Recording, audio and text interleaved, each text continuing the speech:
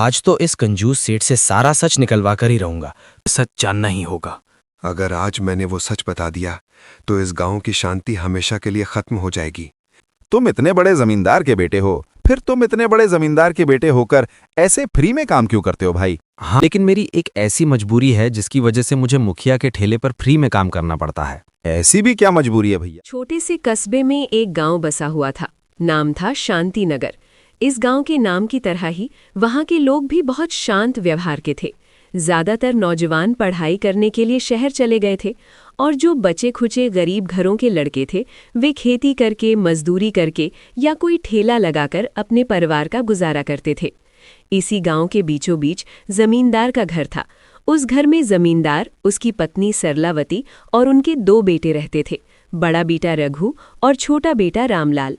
बड़ा बेटा रघु दिल का तो साफ था, लेकिन वो अपने अंदर एक बहुत बड़ा राज छुपाए बैठा था। रघु रोज गांव में अपने ठेले पर आता था। रोज की तरह रघु अपना ठेला लेकर गांव के चौराहे पर पहुंचता है। तभी रघु के पास 2 ग्राहक आते हैं। अरे वाह भाई वाह दोस्त, जरा 2 प्लेट मटन लगा दो रघु, लेकिन मसाला थोड़ा ज्यादा रखना। हाँ दोस्त, अभी देता हूँ।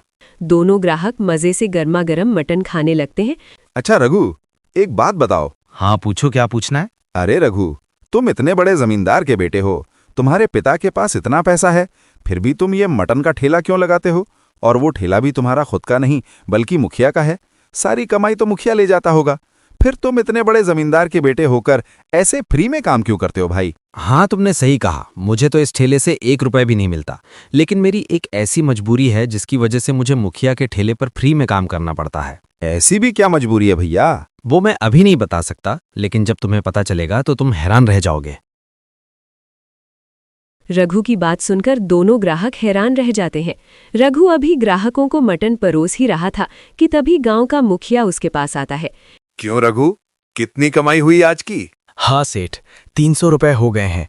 लेकिन तुम बताओ, आखिर और कब तक मुझे तुम्हारे पास ऐसे फ्री में नौकरों की तरह काम करना होगा? अगर तुम्हें वो राज जानना है और तुम्हारी वो कीमती चीज चाहिए तो जैसा मैं कहता हूं वैसा करते जाओ।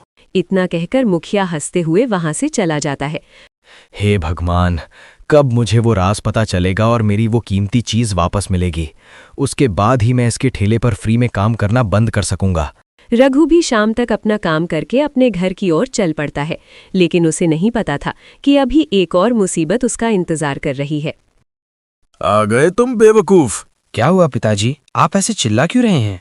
तूने काम ही ऐसा किया है, चिल्लाओ नहीं तो और क्या करूं? कोई मुझे बताएगा मैंने किया क्या है? देखो, हमें पता चल गया है, अब कुछ छुपाने का कोई फायदा नहीं। पिताजी, मैंने तो आपसे पहले ही कहा था कि इससे खेतों में मजदूरी करवाओ, वरना ये हमारा मुंह काला कर देगा। मुझे सच में कुछ समझ नहीं आ रहा पिताजी, मैंने किया क्या है? एक तो इतने बड़े जमींदार का बेटा होकर सेठ के उस 2 कौड़ी के ठेले पर काम करता है, और वो भी फ्री में। आखिर क्यों बिना वजह हमारा मुंह काला करने में लगा हुआ है? देखिए पिताजी, मैं इतना भी बेवकूफ़ नहीं हूं कि बिना वजह ठेले पर काम करूं। मेरी एक मजबूरी है जिसकी वजह से मुझे ऐसा करना पड़ता है। तेरी मजबूरी यही है कि तू मेरा मुंह काला करना चाहता है। देखा, मैंने तो कहा था पिताजी, ये एक दिन यही सब करेगा। मुझे क्या, मैं तो कल शहर जा रहा हूं अपनी पढ़ाई पूरी करने के लिए, और देखना सिर्फ 3 महीने बाद मैं एक बड़ा अफसर बनकर। ये तो वक्त ही बताएगा रामलाल कि कौन बड़ा आदमी बनता है। तुम दोनों के पास सिर्फ 3 महीने का वक्त है। अब मैं देखता हूं कि 3 महीने में कौन बड़ा आदमी बनता है। और रघु साहब तो ठेला लगाकर करोड़पति ही बन जाएंगे। रघु को कुछ समझ नहीं आ रहा था कि आखिर हुआ क्या है। घर वालों के तानों को सुनकर रघु को गुस्सा आ जाता है और वो गुस्से में घर से निकल जाता है। आज तो इस कंजूस सेठ से सारा सच निकलवा कर ही रहूंगा। कब से मुझे नौकर बनाकर रखा हुआ है इसने। सेठ, बिस्तर पर क्या बैठे हो? आज तुम्हें मुझे सच बताना ही होगा और वो कीमती चीज मुझे वापस दो। वाह वाह, तुझमें इतना गुस्सा रघु?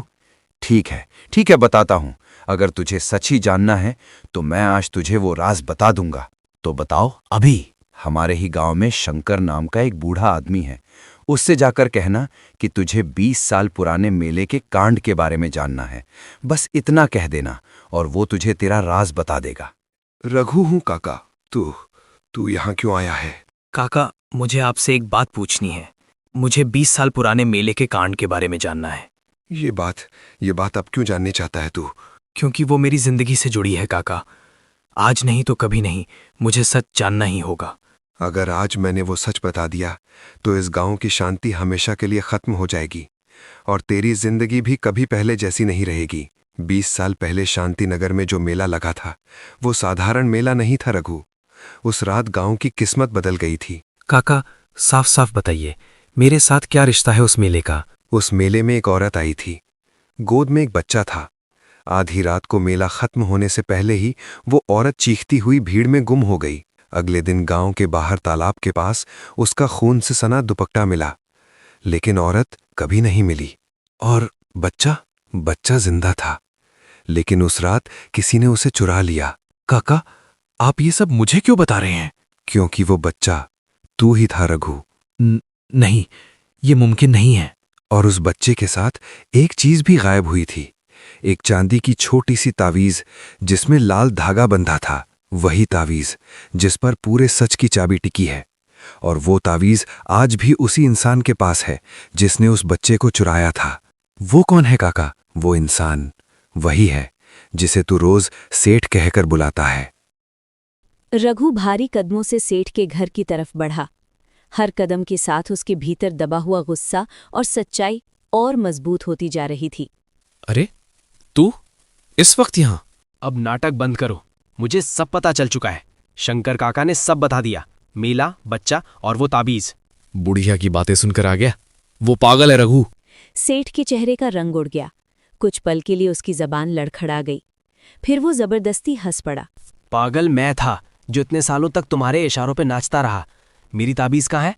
अगर वो ताबीज बाहर आ गई ना तो सब कुछ तबाह हो जाएगा। तबाह तो होना ही है, आज सच बाहर आएगा। ये ले, यही है वो चीज।